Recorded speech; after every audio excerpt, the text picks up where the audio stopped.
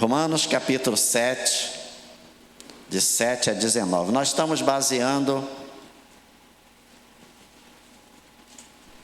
Depois você vai sentar, eu vou passar um videozinho que o Marcelo vai passar aí, né? É mais uma descontração, quebra-gelo, né? Um videozinho curtinho, embora o visual aqui não esteja muito nítido, né? Mas pelo menos o áudio você vai ver, vai ouvir, né? Vai ouvir.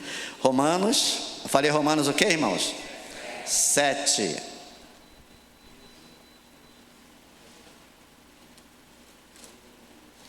É o dilema do apóstolo Paulo, que era colérico, por sinal. O versículo é o 19. Vou ler o 18 e toda a igreja vai ler o 19 comigo. Romanos 7, 18. Porque eu sei que em mim, isto é, na minha carne, não habita bem nenhum, pois o querer o bem está em mim, mas não realizá-lo. Todos. Porque não faço o bem que eu quero, mas o mal que não quero, este faço. Só até aqui. Obrigado a Deus. Que teu Espírito Santo me use, que a igreja seja edificada, os irmãos que estão acompanhando a live também sejam abençoados por ti, Senhor, através desse estudo. É o que eu te peço em nome de Jesus. Amém.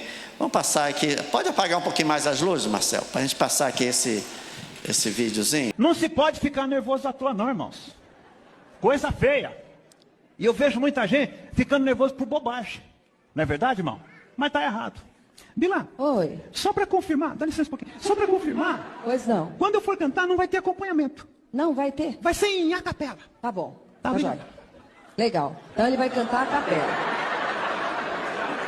Vai, Oliveira, continua a sua palestra, por favor. Então, a Bíblia diz assim, ó.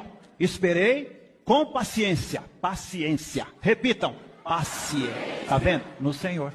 É. Amém? Amém? É verdade, precisa Bila, mesmo. dá licença um Foi. pouquinho. É o seguinte. Pois não. Eu mudei. Vai ter acompanhamento. Ah, você quer com Tá. acompanhamento? Vai ser com acompanhamento. Tá bom, o Nando e o Fábio acompanham. E o arroba também. Ai. Oliveira, por favor. Dá licença, meu.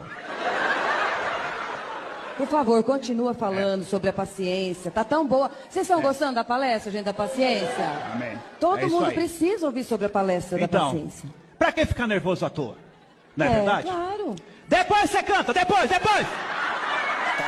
Fazendo uma palestra sobre paciência, mas ele não tem paciência. Ele deve ser o quê, no mínimo, irmãos? É o sanguíneo, né? Não tem paciência com as pessoas.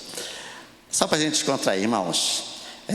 Eu já falei dei um resumo, né, sobre o significado dos temperamentos. Isso aí vem de longe, de longas datas. Falei sobre o sanguíneo. Falamos também sobre o colérico, né, líder determinado, e pontos fortes e pontos fracos.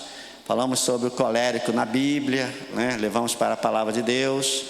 E nesta manhã vamos falar sobre o penúltimo, que é o melancólico. Um resumo, né, se fôssemos resumir a pessoa com temperamento melancólico, seria a pessoa, né, ele é um pensador profundo, sabe? Pensador, ele às vezes, de tão profundo, ele se perde na profundidade dos seus pensamentos. É caracterizado pela introspecção e pela profundidade de pensamento. São observadores, são reflexivos. Só eu olhar assim, eu já identifico alguns irmãos aqui, né? Sem querer julgar, mas a gente é o que é. Os irmãos não me veem também com determinado temperamento, irmãos? E eu vejo também os irmãos, com certeza, né? Sempre analisando e ponderando muito as coisas ao seu redor. Alguém pode dizer amém aí, irmão? Amém. São esses. E tem uma inclinação natural para a perfeição, né?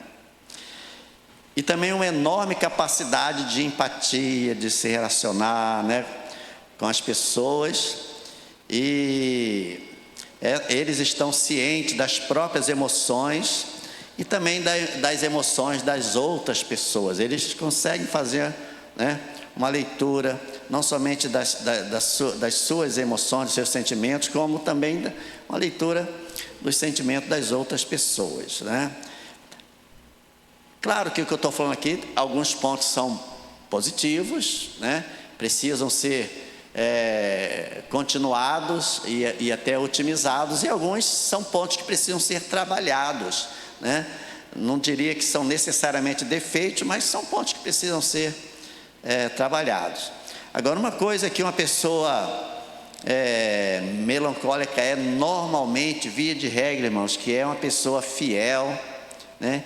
E sempre leva a sério os seus compromissos e as suas obrigações. Isso não quer dizer que o colérico e o sanguíneo não façam isso, mas esses são alguns, pelo menos é um ponto que sobressai muito na vida dessa pessoa, né? Que o temperamento é melancólico. E frequentemente se sente, irmãos, incapaz de realizar a tarefa.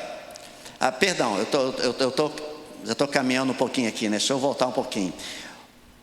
Um personagem, que depois a gente vai falar mais um pouco, que a Bíblia demonstra pelo seu comportamento, pelas suas atitudes, que era um homem melancólico, era Moisés, né? Que é um exemplo. Ele era talentoso e era perfeccionista, né? E frequentemente se sentia incapaz, agora sim, de realizar a tarefa de libertar o povo de Israel. E quando Deus o chama, ele alega que não sabia falar. Como não sabia falar se ele estudou nas melhores escolas do palácio de Faraó?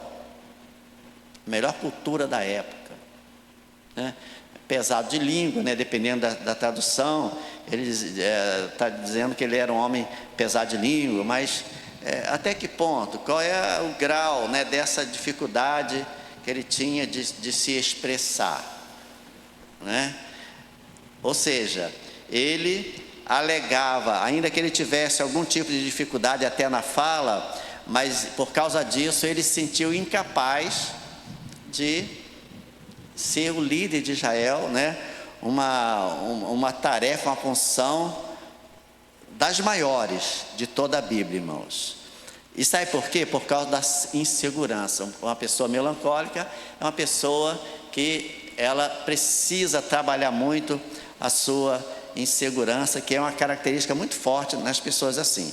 Alguns pontos fortes, né? São detalhistas e são organizados, são leais, perseverantes, são abnegados, frequentemente são mansos. Olha, frequentemente, né? Que Moisés, mesmo sendo melancólico, ele teve alguns rompantes de sanguíneo, né? Ele teve alguns rompantes de sanguíneo, né? Quando, por exemplo, ele matou o egípcio, foi citado aqui, parece que recentemente, né?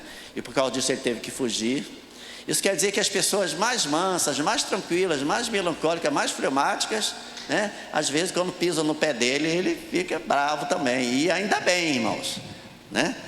E ainda bem, porque senão a pessoa já estaria morta, né? Se a pessoa não, sabe, não demonstrasse em alguns momentos até insatisfação com determinadas situações.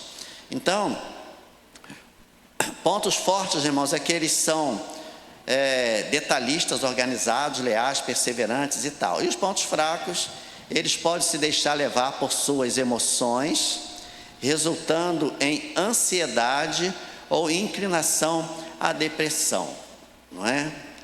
Pessoas muito introspectivas. Daqui a pouco eu vou falar, né, algumas características boas e algumas características ruins, mais algumas, aliás, né, que está exatamente na próxima folha aqui, né? Vamos ver então algumas características, irmãos. É uma pessoa profunda, saudosista, né? Saudosista. Em certa escala, irmãos, todos nós nos tornamos saudosistas depois de uma certa idade, não é verdade, irmãos? Depois de uma certa idade, a gente gosta de contar quase as mesmas histórias, boas, quando são boas, legal, e quando são ruins, né? Mas normalmente é uma característica do melancólico. Sofre muito com frieza e com ingratidão.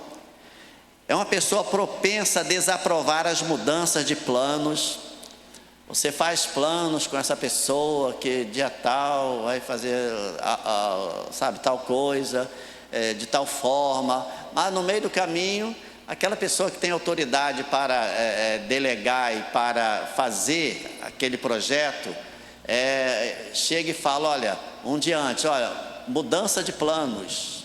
E o melancólico, ele fica para morrer, irmãos, né? E se essa mudança de planos ela for avisada só na hora, aí ele quase morre de verdade, né?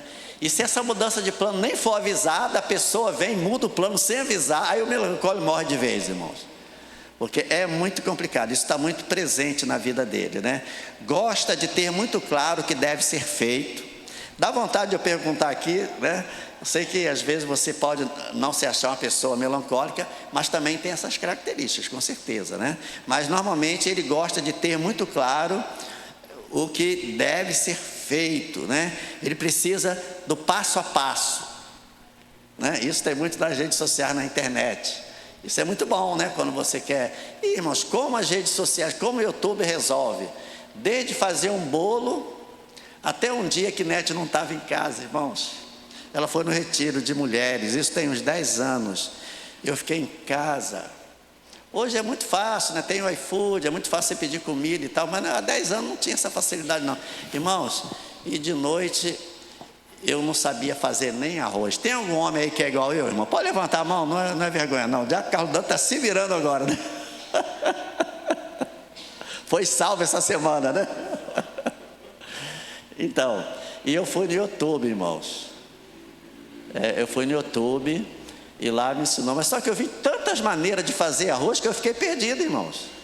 Uns botam de molho, uns botam tempero, outros não botam, outros botam só sal, uns não sei o quê.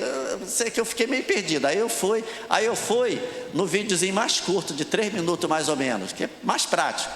E fiz e saiu bom. A primeira vez saiu bem, segunda vez mais ou menos, terceira vez ficou horrível, irmãos, né? Ainda bem que Nete ficou só 2 dias fora e depois já resolveu. E algumas coisas a gente faz, né?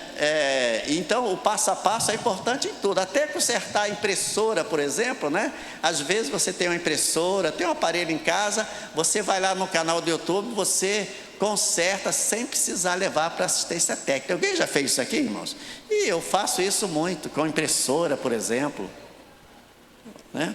Às vezes é uma sujeirinha de nada, às vezes, sabe, a própria impressora tem um botão lá que é autoexplicativo, só você tem que saber o caminho. Então, e os canais de YouTube, isso acaba sendo uma coisa muito legal. Mas o melancólico, ele, até nas coisas mais simples, ele gosta do passo a passo, ele é organizado, ele é metódico, ele aprecia, é um apreciador da ordem e da rotina, né? E possui uma inteligência aguda e profunda, né? Essas são algumas características. Agora, algumas coisas que o melancólico gosta, por exemplo, deixa eu olhar a hora aqui, dá tempo, né? Ele gosta de ser compreendido, ele gosta de detalhes, quer dizer, ele presta atenção em tudo, ele gosta de servir a quem ama, as pessoas que fazem parte do seu círculo, né, de amizade, se desdobra para agradar, né? Ele se desdobra para agradar as pessoas. O melancólico gosta também de tempo livre. Essa eu vou perguntar, independente se você se sente melancólico ou não. Alguém aqui gosta de tempo livre, irmão? Levanta a mão aqui. Eu acho que todo mundo, né? Todo mundo gosta de tempo livre. Agora, quando é o caso do melancólico, ele gosta de tempo livre, por quê? Não por causa, né, da ociosidade necessariamente ou da preguiça, né? Mas porque as suas reações são um pouco lentas, ele precisa mais de tempo para digerir alguma coisa, então precisa de tempo. Às vezes quando tem que tomar uma decisão, né, importante, e não tem tempo, mas ele quer no mínimo respirar, né? Aí entra o ponto que eu diria que o sanguíneo precisa trabalhar, é que às vezes, mesmo sabendo que o tempo iria ajudá-lo muito, ele acaba fazendo ou falando alguma coisa naquela hora, naquele rompante, porque Aí a pessoa fala assim, eu não pude ficar calado, sabe, eu não pude deixar passar e tal. Só que às vezes a gente tem que ficar calado e a gente tem que deixar passar mesmo, né? Tem que analisar um pouquinho mais a situação e pensar um pouco mais, né? O melancólico, ele gosta também de lugares organizados, ele gosta de harmonia, gosta de ordem, gosta de zelo. Agora imagina os irmãos, voltando a falar em Moisés, assim que atravessa o Mar Vermelho, o povo, né, já estava do outro lado, não tinha chegado a Canaã ainda, ia demorar ainda muito chegar em Canaã. Moisés recebe a ordem de Deus para ir no monte Sinai. Deus queria falar com Moisés fica lá um tempão, demora, e o povo embaixo, né, dizendo que Moisés podia ter até morrido, e então eles falam com Arão, que era irmão de Moisés, e eles fazem um bezerro de ouro, irmãos. Eles fazem um bezerro de ouro, e Moisés, um homem melancólico, um homem calmo, um homem tranquilo, um homem, né,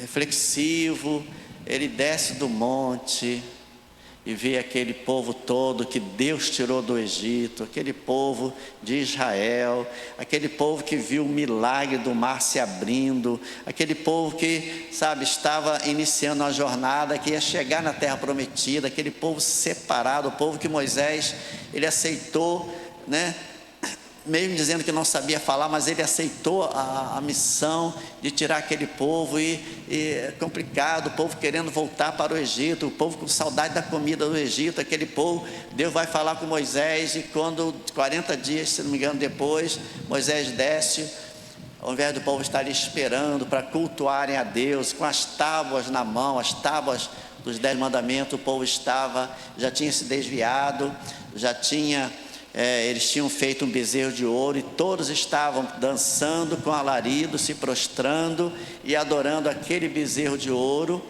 E Moisés, irmãos, um homem manso, um homem melancólico, ele então fica irado mesmo, ele fica, para não dizer com raiva, né? E ele, naquele rompante daquele momento, aí tem hora que é meio complicado até pensar, não é verdade, irmãos? Porque se ele parasse e pensasse, ele não faria aquilo, mas ele quebrou aquelas tábuas, e deve ter falado muita coisa, né, com aquele povo e tal. Depois ele vai ao monte de novo, né, recebe novamente as tábuas da lei, mas veja só, ele quebrou, né, as tábuas naquele momento de ira, mesmo sendo um homem melancólico. Tá bom, irmãos? O melancólico normalmente gosta de silêncio, né? Agora, não é piada que eu vou falar aqui não, mas é uma constatação lógica, tá bom, irmãos? Você vai achar até que é uma brincadeira, mas não é não. Até pelo que nós estamos falando aqui, é uma constatação, né? Não quer dizer que o que eu vou falar aqui é 100%, mas é no mínimo uma dedução lógica, né? As pessoas, dificilmente uma pessoa, não dificilmente, mas a gente vai ver que talvez tenha um pouco de dificuldade de ficar numa igreja que seja muito barulhenta, uma igreja, né, muito ativa no culto, na liturgia, muito barulhenta e tal. Uma pessoa que é melancólica vai ter um pouquinho de dificuldade, né, de às vezes participar de uma igreja assim. Não estou dizendo que ela não sabe, mas porque normalmente a pessoa gosta de silêncio. Os irmãos acham que Deus só está presente nas igrejas onde tem barulho. Não, Deus está presente onde Ele é invocado em espírito e em verdade, amém, irmãos? Eu já me libertei dessa dicotomia, desse dualismo de achar que Deus só está presente na igreja pentecostal, onde as pessoas se manifestam da maneira que se sentem bem, e lá naquela outra, né, que a gente acha que é uma igreja tradicional, que é uma igreja morta, né? Eu vou tirar o microfone para falar aqui alguma coisa, mas até criticando essa expressão que é muito falada às vezes até no meio dos pastores, né?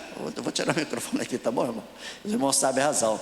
Tem pessoas que de uma forma pejorativa chamam a igreja presbiteriana de sorveteira.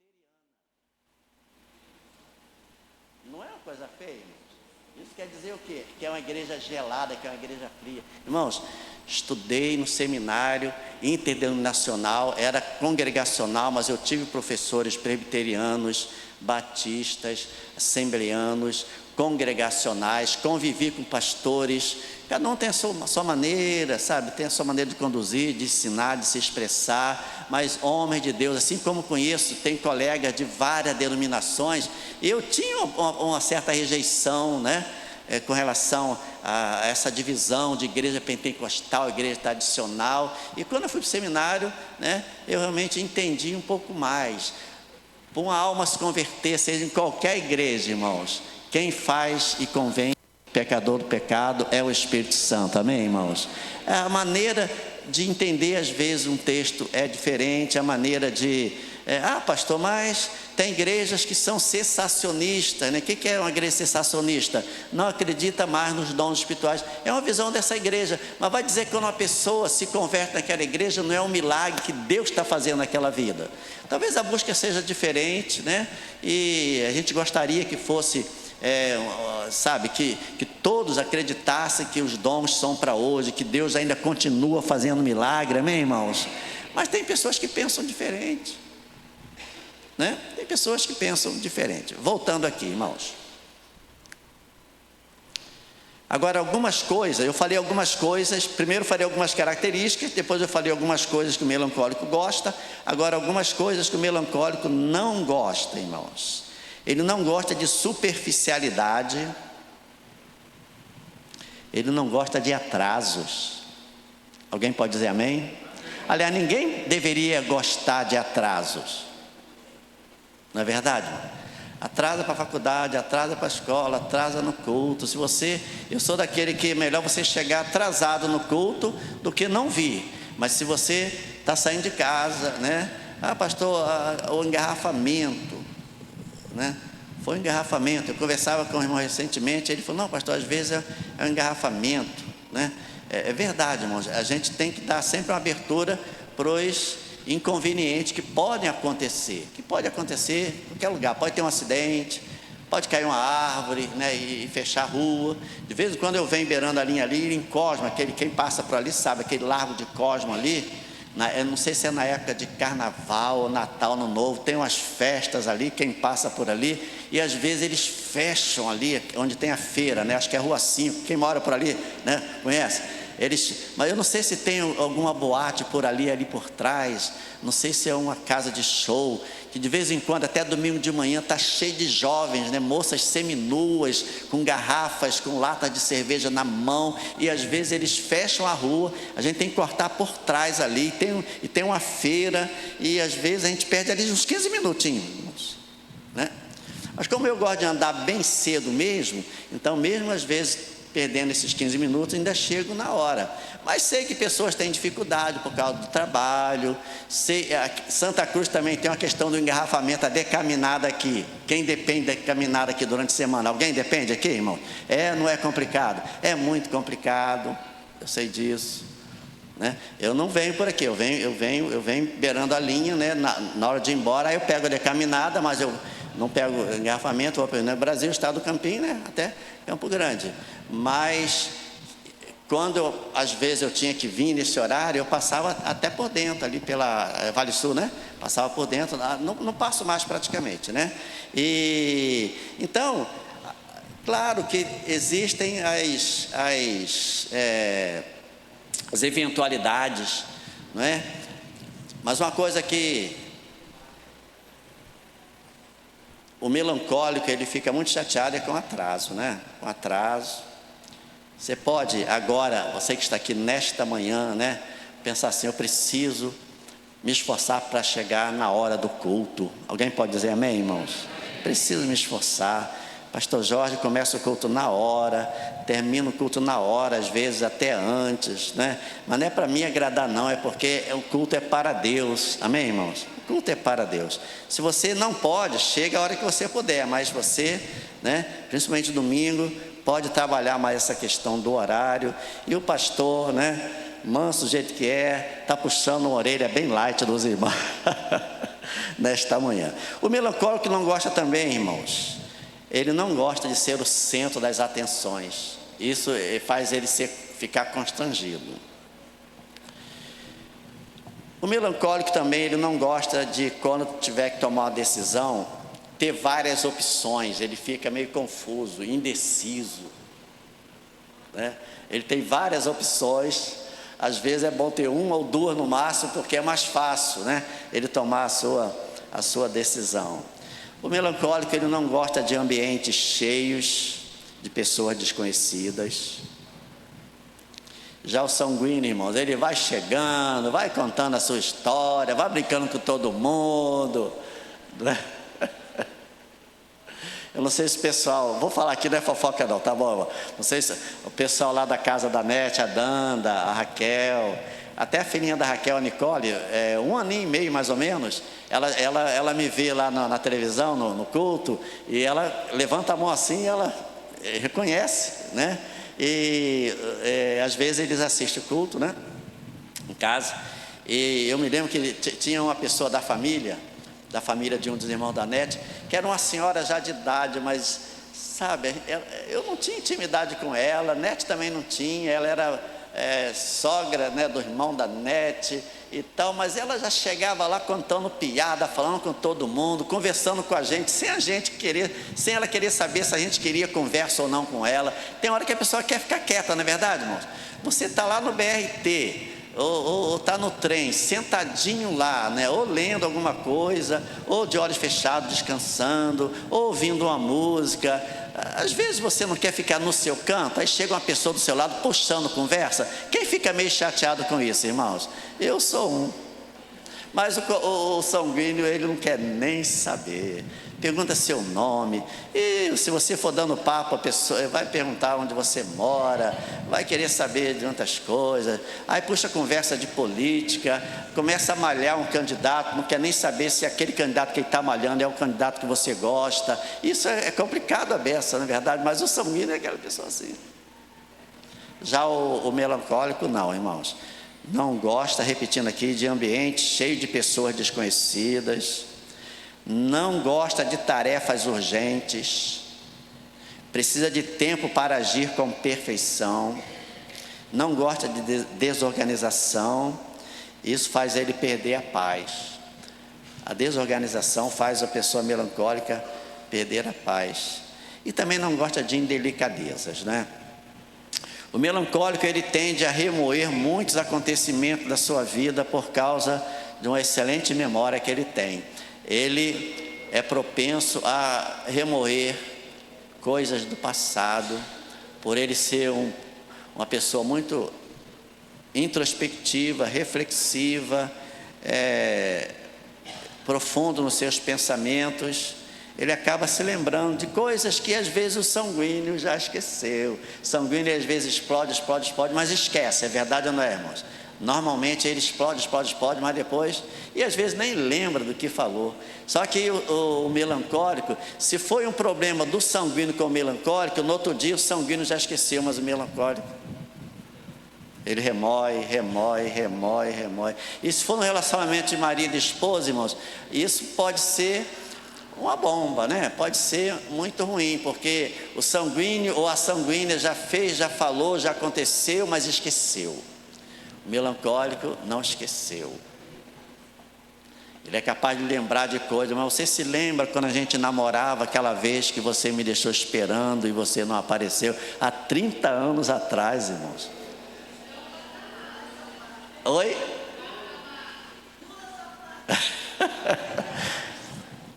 Quem está entendendo aí, diga amém. Então dê um fala a Deus bem alto aí. Isso. É verdade, irmãos. E quando as lembranças, por ter uma memória boa, por ser uma pessoa profunda nos seus pensamentos, quando essas lembranças estão ligadas às coisas boas, isso traz esperança, isso traz bem-estar. Eu de vez em quando falo aqui, às vezes eu cito o nome do meu pai, irmão, até Davi falou no dia domingo passado, né? Foi muito legal. Minha mãe, eu estou sempre lá com ela, né? Tomando café. Antigamente eu falava que o melhor café era o da minha mãe, quando não tinha igreja aqui. Depois era o da Silbene, quem conheceu a Silbene lá em Campo Grande, lá no segundo andar tinha um espaço lá do café, e não era esse negócio de café expresso não, irmãos, era cafezinho na xícara, que a xícara era mais quente do que o café, lembra, irmãos? Meu Deus do céu, vinha pelando, igual esses cafés assim da Central do Brasil, desse Café Brasil. E, né, hoje em dia o melhor café continua sendo da minha mãe, mas o segundo, a Silbene faleceu, né, é o da Nova Vila de Santa Cruz. É o da Nova. Então eu vou lá e tomo café. E eu vou assim, né? Às vezes eu vou com pressa, às vezes eu vou, levo ela no médico e faço a comprinha dela, e normalmente é numa tarde, né? E eu gosto de chegar em casa antes das 6, porque depois a gente pega um trânsito ali, Campo Grande, e aí eu tenho que falar com ela 10 vezes que, mãe, estou indo, hein? Não, espera um pouquinho. E a conversa vai, irmãos, e a conversa sobre muitas coisas, né? Ela lembra muito Daniel, né? Sobrinho, que vai fazer um ano agora que faleceu, e a gente lembra das coisas boas dele, né? Lembra do meu pai, até hoje a gente fala do meu pai, né? Um homem excelente, um homem que deixou um exemplo de ser humano, de cristão, né? Um homem que venceu na vida, entre aspas, né? Porque se venceu na vida, às vezes está ligado à prosperidade, à riqueza, mas venceu na vida por quê?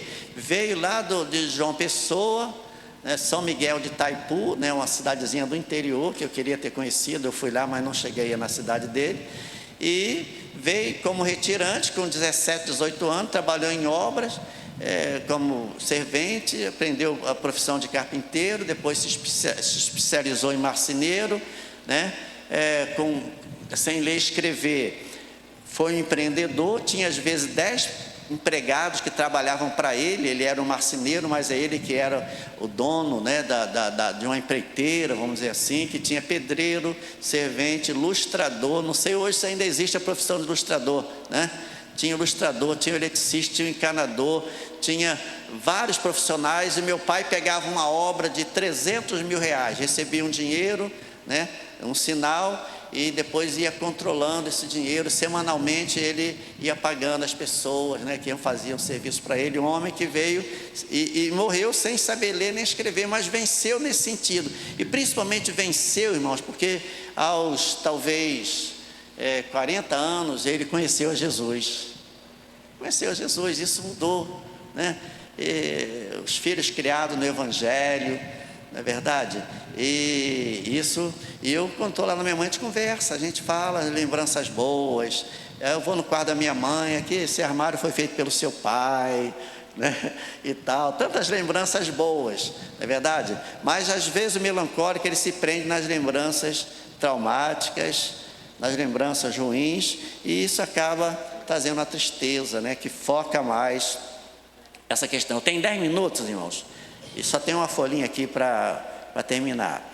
Agora, o melancólico, ele tem alguns desafios, irmãos, que precisam vencer. Sabe por quê? Ele gosta muito de se fechar no seu mundo interior. Isso faz com que as pessoas não saibam exatamente o que está se passando dentro dele, né? Ele se fecha. E também é extremamente exigente e crítico com ele mesmo.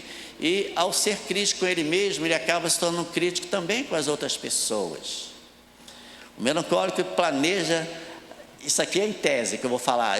Quando eu estava pesquisando, eu cheguei nesse ponto, não quer dizer que seja assim não, mas é só como se fosse uma ideia, né?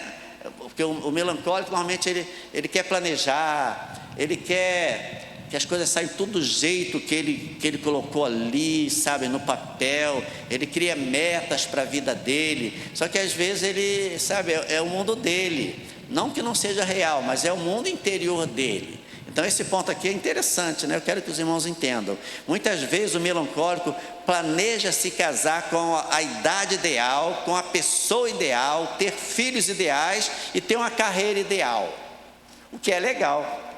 E planejar não é errado, né? Você pode dizer amém, meu irmão? Só que na verdade, irmãos, isso pode acabar sendo uma escravidão. Sabe por quê? Sabe por quê, irmãos? Porque o mundo real não nem sempre é o mundo ideal. Ou invertendo aqui a ordem, nem sempre o mundo ideal é o mundo real. Eu diria até que quase sempre o mundo real é diferente do ideal. Se eu for falar aqui, não vou falar isso, porque é uma questão muito, muito pessoal, mas às vezes, né, você tinha projetos para ter uma profissão, para se casar com determinadas pessoas de determinado tipo, de morar em determinado lugar, né? Enfim, e de repente você está aí casado, abençoado, morando na casa que Deus te deu, com uma profissão que não era aquela que inicialmente você sonhou, mas é uma pessoa abençoada. Só que isso não pode fazer a pessoa se sentir frustrada. Ah, se eu pudesse mudar as minhas decisões. Ninguém pode, irmão, ninguém pode. Mas você pode mudar as suas escolhas daqui para frente, melhorar muita coisa. Amém, irmãos? Os irmãos concordam? Entenderam? Então, o mundo ideal é o mundo ideal, né? Agora, de uns tempos para cá, tem uma outra expressão, né? Existe o mundo ideal, né? O mundo real e o mundo virtual, que é um também, que é uma mentira também, irmãos. O mundo virtual, na maioria das vezes, não tem nada a ver com a realidade. Isso pode se tornar uma escravidão. Quem dera, irmãos, se o mundo ideal fosse como o mundo real, né? As histórias antigas dos contos de fada sempre terminavam e foram felizes. Hoje em dia você não vê mais histórias assim. As ficções, os livros, os filmes de modo geral, né, são completamente...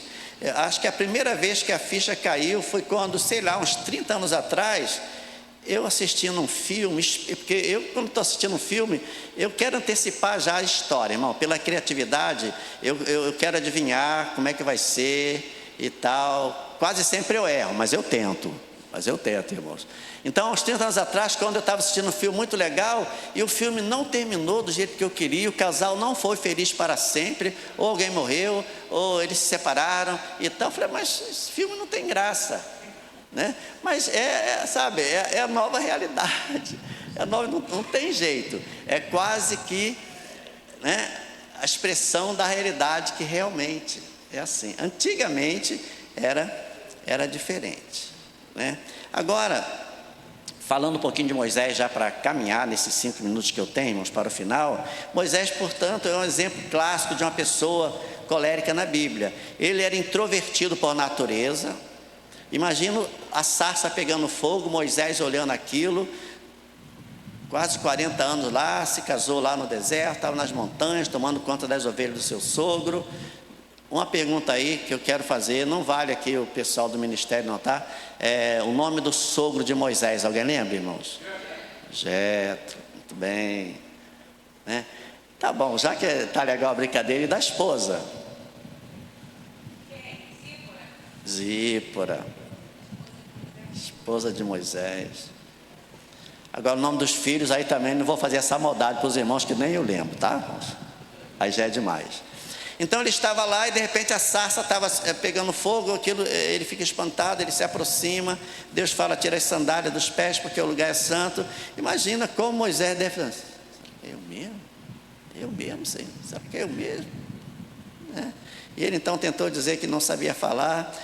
E outra coisa, ele passou 40 anos apenas cuidando da sua vida após deixar o palácio de Faraó. Depois da riqueza, depois de toda a pompa, depois de ter tudo, em todos os sentidos, do bom e do melhor, desde a cultura, da roupa, da comida, do ambiente, agora ele briga, mata um homem lá e fica 40 anos, irmão, 40 anos na dele.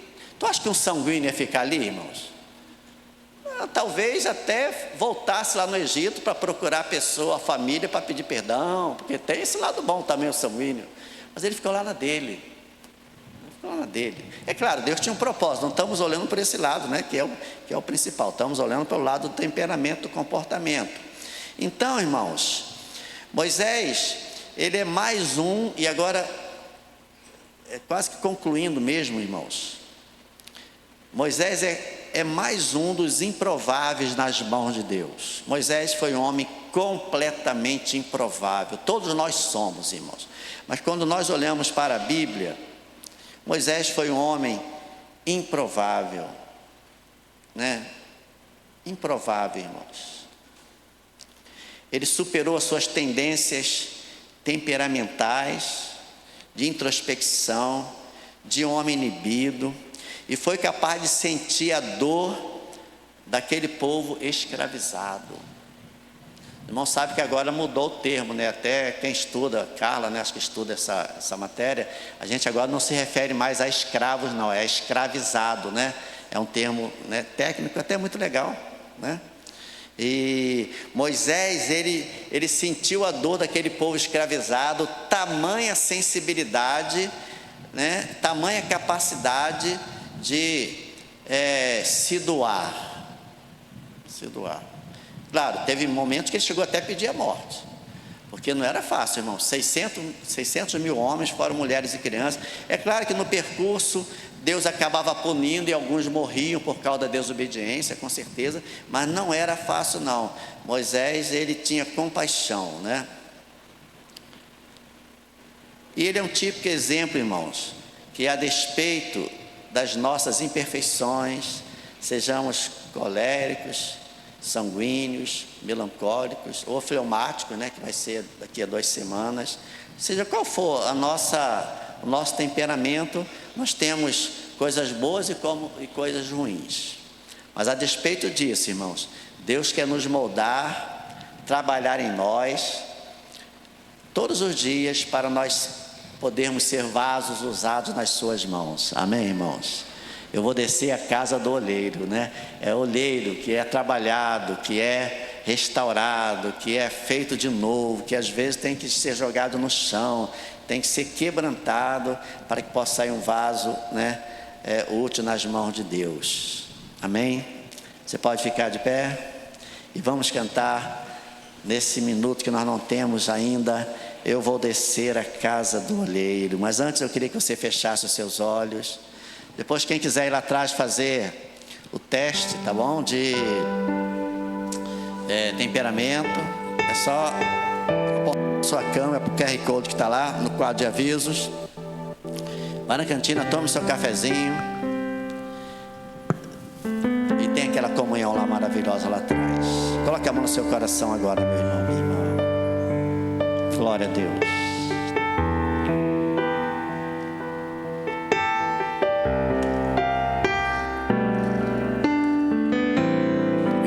Pai, nesse momento, Senhor, após trazer esta meditação, esse estudo, Senhor, o que nós queremos, Senhor, é estar no centro da Tua vontade, Senhor. Nós sabemos que tem coisas em nós, Pai, no nosso comportamento, nas nossas atitudes, Pai, que precisam mudar, Senhor, precisam ser quebrantadas pelo Teu Espírito Santo, Senhor. E é o que nós te pedimos nesta manhã, Pai. Os irmãos que estão se identificando um pouco, os irmãos que estão, Senhor, pedindo, Pai, sabedoria, que venha sabedoria dos céus, Senhor, para que estejamos, Pai, aptos a esta grande obra a qual o Senhor nos confiou, Pai. Abençoa a Tua igreja, que saímos daqui fortalecidos, Pai, com a Tua palavra, Senhor. É que eu te peço nesta manhã, Senhor, em nome de Jesus. Do começo, Deus.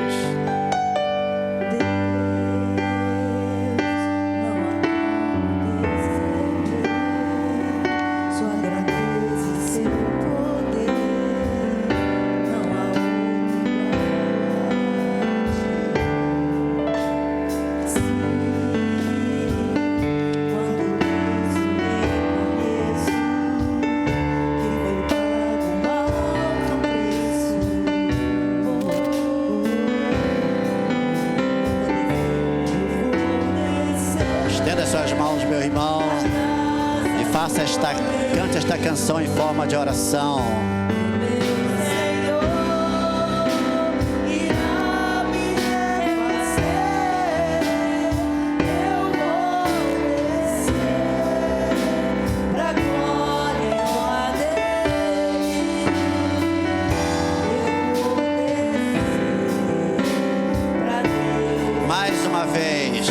Só a igreja, eu vou descer. Eu vou descer.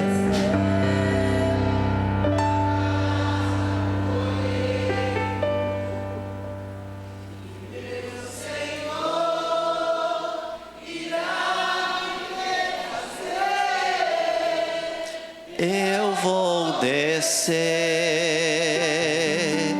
glória e honra dele.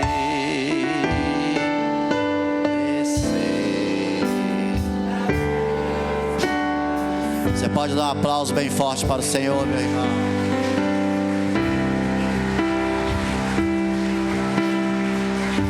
Que o amor do nosso Deus, o nosso Pai, que a graça do Senhor Jesus e a comunhão do Espírito Santo esteja com todos nós.